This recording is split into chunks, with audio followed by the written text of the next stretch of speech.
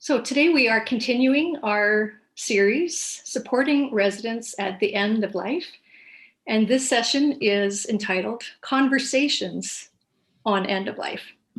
I'm Renita Falkenstern, and with me today is David Maginley, and we're going to launch right into it. So welcome, David.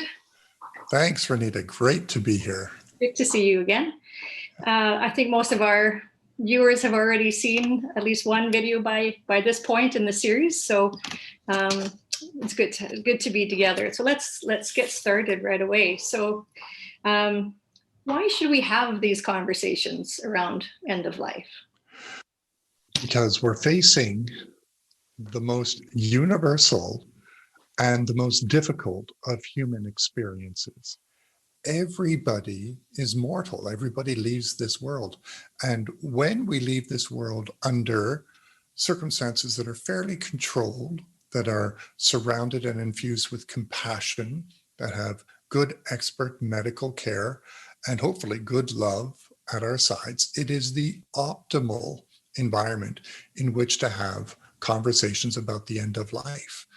And these conversations they're very challenging and difficult, but they're also so profoundly healing and can be beautiful as they unpack your life and you review, looking back at the astonishingly quick journey, even after 78 or 80 years. It can feel like it went by in a flash. These conversations help prepare the dying to leave, help process the preparatory grief, right? They're preparing to say goodbye to all of reality, and they help affirm the love and lift up what is really noble and most dignified, and may reveal qualities of that person's life that even they don't realize. They are profound. They're really important for that ultimate journey. So if they are that important, and I agree with you, then why don't we have them? Yeah, because they're so hard. If you're going to have this conversation in an authentic way, it's going to open up the material that you may have been suppressing, right? I call it the unfinished love stories. It is the broken bits of our life. We look back, and that exploration, while asking, what are you most proud of? And well, tell me what stands out as really beautiful, and what are you grateful for?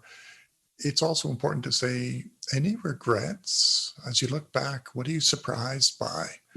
And inevitably, the stories of how we have not loved well will unfold if it's a good, authentic, trusting conversation, and that person feels safe enough to look back. Then we can forgive, we can accept what we can no longer control, and I think that's a very tender and beautiful way to be present with yourself. It's hard. We're facing the ultimate, and interestingly, the difficulty is not really in dying; it's in leaving. It's in leaving all the love and all the things that we've cared about, and we're leaving also our identity, who and what we are in the world. So this is massive. Understandable that we avoid the conversation. Yeah, you're right. And a lot of grief associated with that departing as well. Any tips then that you might have for us? Well, let's recognize that the number one concern on people's hearts as they're considering their mortality is the burden of care upon their loved ones, the emotional weight of grief and witnessing suffering. There's sometimes this sense of, I'm responsible for this, but it's much deeper than that. It can break a person's heart to see their loved ones grieving and in pain and sorrow. Our instinct, especially as parents or grandparents, is to protect our loved ones from that. So I find that the greatest challenge. Any tips on that? Yeah. To sit down and to ask a person, tell me about that instinct to protect your loved ones, to reframe that sorrow, that grief that your loved ones are experiencing as actually one of the most noble qualities of their soul, right? The ability to grieve demonstrates a great compassion to love. And so if grief is the price we pay for love, then allowing that grief, naming it, uh, really can open it up and forge a deeper connection. So I was with one fellow. He was trying so hard to protect his family, his kids and his wife, from the heaviness on his heart. And he felt, I can't fall apart. I can't let them see this. So he was spending a lot of energy suppressing a big part of himself. We talked about how that is actually a doorway. That vulnerability is the passageway to deeper intimacy and love and connection. When he reframed it in that way, he saw that his sorrow, his grieving was a gift to them. If he could let them in on that, then they could let him in on theirs. Nobody would be hiding at the very moments of life when they need to connect deeply. It's necessary to be tender and compassionate, to be gentle with yourself and those feelings in order to open up those conversations. The second concern is suffering, and the third is the unfinished business. So I find when we talk about that instinct to protect our loved ones from this fundamental dimension of our humanity, and we allow that dimension to be revealed, and beautiful conversations can result. That's why it can be so healing. It can repair relationships and give that opportunity to say the words we are aching to say, but we don't know how to say them. And those words are summed up in 4 statements. I love you. I'm grateful for you. Thank you. I forgive you, and I ask your forgiveness. And then goodbye. When those conversations go well, we are all better people for it. Mm-hmm. So those are 4 excellent and most powerful phrases probably in the English language, aren't they? Yeah. As well as forgive me. Yes. Yeah. Yes. And everyone I find has those stirring within them in some way. Mm-hmm. When we look back on our life, we tend to reflect on how we have been well loved or not, or also how we have not loved well. Somebody once said, the love we fail to give in life becomes the pain we carry through it. Well, there's no need to carry that baggage into the great beyond. Naming it, right? Being real about it, being gentle, is simply demonstrating your humanity, and we are all broken and beautiful in that way. Beautiful. I have a few questions related to our specific context where we work here at Luther Care. So I'll ask you those and see what your thoughts are. For example, in our independent living sites where residents are living independently, the disease process, somebody may have a diagnosis of being palliative, having, for example, a terminal cancer, try not to use the word terminal, but a cancer that we know that they're palliative. How can we walk with those residents in those last years of life? And how can we talk to them about their fears and concerns or their existential distress, for example? And you had mentioned this before, fear of being a burden to their family or fear of loss of that independence that they cherish so much. Interestingly, the answer to that question is not found in what words do I say, but the answer is found in what is the quality of presence I have with myself. Because that quality of presence will determine my encounter with the other person. If I am compassionately, gently present, I trust the wisdom of those words will flow. When I'm not anxious in any way, when I can be upfront about my searching and just be curious about that, leaning in, as the phrase is, it goes, leaning into their experience, noticing what it's like, and naming that in a gentle way. The compassion will open up the conversation and lead it where it needs to go. A person who is also compassionately quiet and listening is a truly beautiful person. So the next step after the quality of your presence with yourself is to use as few words as possible, to listen deeply, to use reflective listenings, right? To wisely and gently mirror back some of the key phrases that a person might say, because that's an invitation to get more information, right?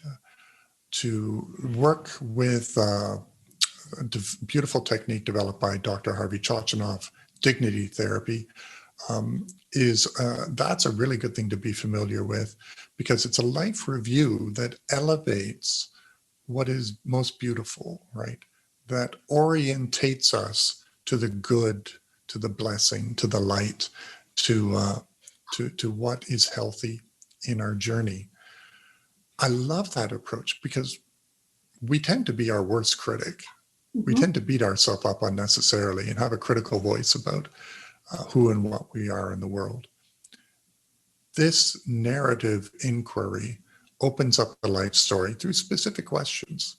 So you can download the Dignity Therapy Guide, and it's a great example of how to have those conversations. So what are those questions?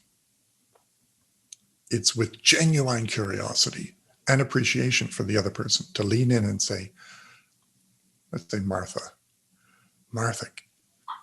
tell me a bit about your journey, your road, right? If you know anything about her, her profession or her children, notice the photos, ask about them. And everybody loves to talk about themselves, right? You want to really engage the person to do that, but do it sincerely. This is not a technique. It has to be heartfelt. And at the end of the conversation, wherever it might go, to really express your appreciation, right? After all my conversations, I always make sure to say, you know what? I really appreciate that you let me sit here with you and explore this very personal stuff. I've learned so much, right? I feel like a better person for it. Thank you for letting me be here with you. That perspective will lead you to exactly where that patient or that resident needs to go, especially since so many are secretly lonely, are waiting for those opportunities to connect over heartfelt, meaningful, personal stories. That's where the gold is found. So I would go in there with a whole heart and prepare to spend a good amount of time. Right. Yeah. It's a gift to simply listen, to have someone listen to you and create that empty space for the other person to insert themselves into and to share their life story. Yes. And to show up and be in the present moment is what I'm hearing you say. So another question. Sometimes we hear residents say, I don't know why I'm still here. You know, why hasn't God taken me yet? And a sense of being tired of living. What are your thoughts there? How would you respond in a situation like that? I was speaking with someone just this morning who was feeling exactly that. That is part of the wilderness of waiting. When you know that you are mortal, when you have a pretty good idea of how you're going to die, let's say from that cancer, and you're waiting, there's no longer any active treatment, right? You're waiting, and it will usually take far longer than you want it to, because what do you do while you wait to leave this world? You're not building anything, you're not doing anything. In fact, in that situation, you are a human being, not a human doing.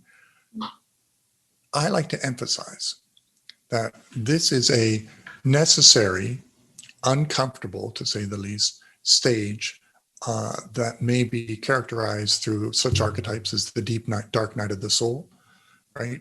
The task is not to do anything but to contemplate and to wait. It is part of the process of surrendering yourself to the process of dying, of giving yourself to it, of slowly saying goodbye to all of reality. That's so huge. It's going to take a lot of time. It can't be done all at once, but it is best done through contemplation, through allowing yourself to feel lost, through storytelling in which you are found, through rituals, through objects, like a photograph, like a favorite blanket, like right, something that represents that chapter of your life. You're unpacking for the journey, but it requires good time, a good amount of time in solitude, where you do not know what is going to happen, and that is a necessary part of it. Now, when this stretches out for months or years, right, it gets more sporadic, it can get more frustrating. What is the point of my being here? And to that, I look to the family. Can you allow your family to love you in their own beautiful or awkward way every step of this wilderness journey? They are becoming better human beings for it. They are learning how to love deeply. They are learning how to be present without attachment or outcome, as are you, right? We are moving into a mystery which cannot be deconstructed or analyzed. It is foundationally experienced, and ultimately, in the end, is something we cannot comprehend, but which apprehends us in those last moments of what I trust our transformation. So this is a long, difficult, rocky, dark wilderness period that requires compassionate presence. And again, that will lead to the conversations, which may be all the therapeutic encounter they need. Mm-hmm. Lovely, thank you. In long-term care, so we have, like I've mentioned before, our independent living. We also have long-term care home. What are your thoughts about sharing with the resident, what to expect in terms of their own dying? How should that, but when should that be communicated? How should that be communicated? Any thoughts or suggestions to help us in that way? Yeah. If you sense that it's something that would be helpful to talk about, then it's great to sit down and in the conversation ask, what scares you most? What do you fear most? And see what comes. That will either be a dead end. Actually, I don't think it can be. I think it can be a detour to other things that they want to talk about. But if they do name it directly, then there you go. You can then ask the follow-up question. If what they're afraid of is dying, then ask, what is it about that most scares you?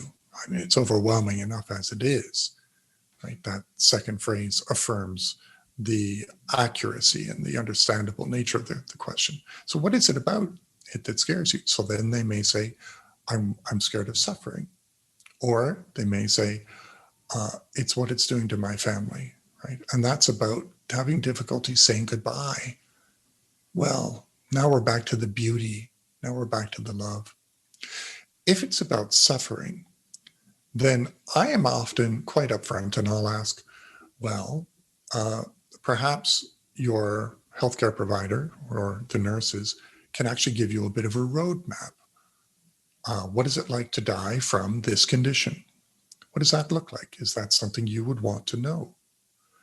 Right? That's a brave question to ask, but how you ask it can make it safe.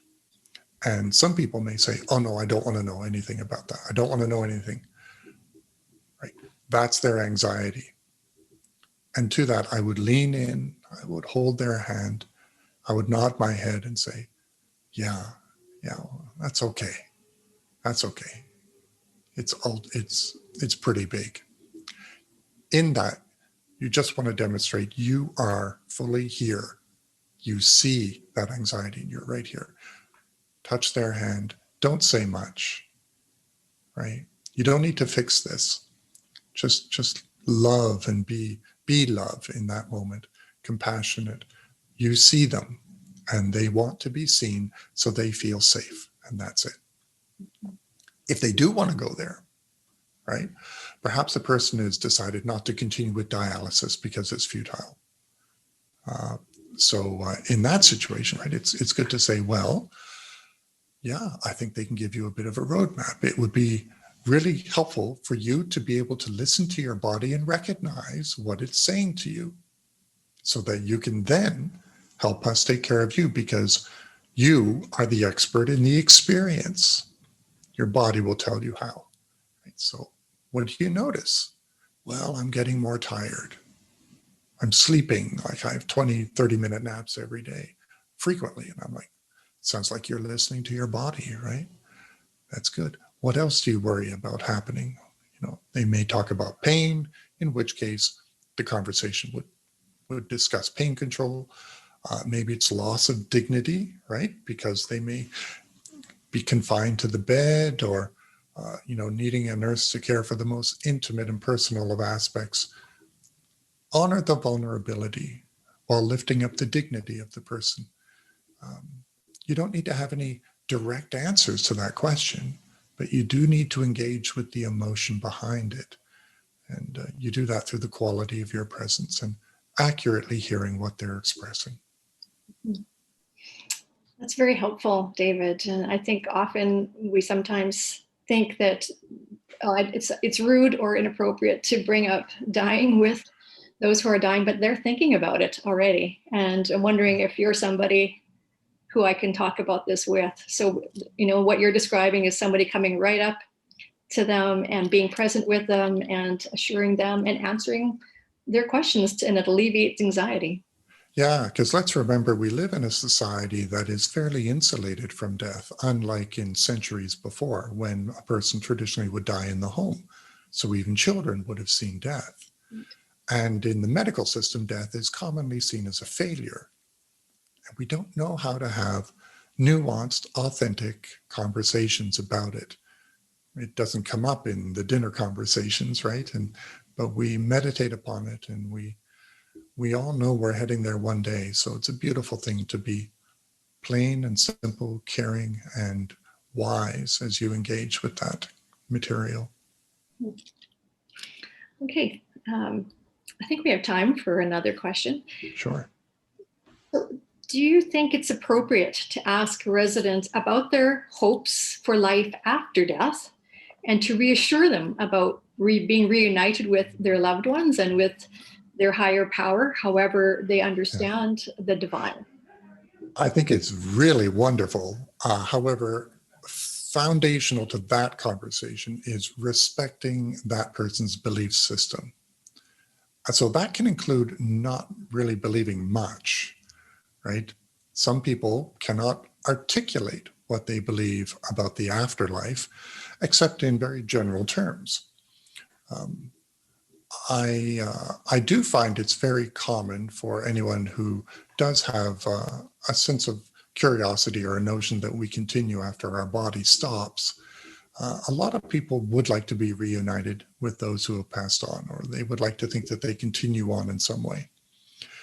So if they're okay going there, right, you can start the conversation by asking, hey, what do you think happens after we die, after we leave? So you want them to take the lead, and then you go wherever they go, but ask in such a way that draws out more information. So if they have that some sort of faith system where the afterlife is part of their constellation of whatever consciousness is, then I'm okay offering up some of the evidence. I'll say, would you like to know what others report? And you get a funny look. I'll say, well, yeah, the majority of people who are conscious as they die actually report being able to perceive spiritual dimensions. And usually it's a welcoming party. It appears to them in the form as someone they love and have known, such as their parents who've passed on or something like that. And these are very comforting and pretty universal throughout the world, throughout cultures, throughout time, and pretty much independent of belief system and culture, although it's filtered through or explained, articulated within the existential framework of a person's culture and belief system. One in the Hindu tradition, right, will experience it according to that spiritual structure. Right, we're always embedded in the culture we have. So this is very common, and when I talk about this, it animates curiosity and wonder. There's a bit of astonishment because, again, we don't talk about death. People don't realize how common this exceptional state of consciousness is at the end of life. And I assure them, after being with hundreds of people as they've died, I assure them, you're wired with the wisdom to leave this world, right? You don't need to figure it out. It's a process of giving yourself to this mystery, and then I'll touch their hand and I'll smile and I'll say, hey, we're all going to find out one day, aren't we? So if we do continue, I'll see you on the other side. Yes, I think so. Normalizing some of the what are you've said are very quite common experiences around nearing death awareness, having a welcoming committee of those who have died appearing and letting them know that it's okay to talk about that too. Yeah, and you're not imposing your beliefs on this. Good to become familiar with this research. You can look at the work of Dr. Christopher Kerr, Buffalo Hospice in New York. You can look at a wonderful book called Final Gifts by Maggie Callahan. These are great references for this phenomenon, or you can just talk to a nurse who's worked with the dying. It's very reassuring. It's not about religion and belief. You're not imposing your beliefs upon the person. If they take the lead and they're raising this information, be familiar with the research behind it and talk simply about that. Mm-hmm. And on that note, it's important for you to figure out, what do you believe if you're going to have that conversation? So do some digging and some exploring and talk about that with your family, right? And move this out of the head into the heart. But I would qualify it all with something that's sort of become my creed. Your spirituality, I believe, is not about the content of your beliefs as much as it's about the quality of your love, because God is love. And if that's the case, love is not an emotion. Love is this entire state of consciousness. If you focus on your love, well, you can't do better than that. And I think it'll take you home. And that sounds like a good place to end this conversation. So thank you, David, for joining us and sharing from your experience and your practice and your wisdom today. Thanks, Renita. This has been a pleasure. And I hope it inspires hope and wonder and helps everyone shine with love. Thank you.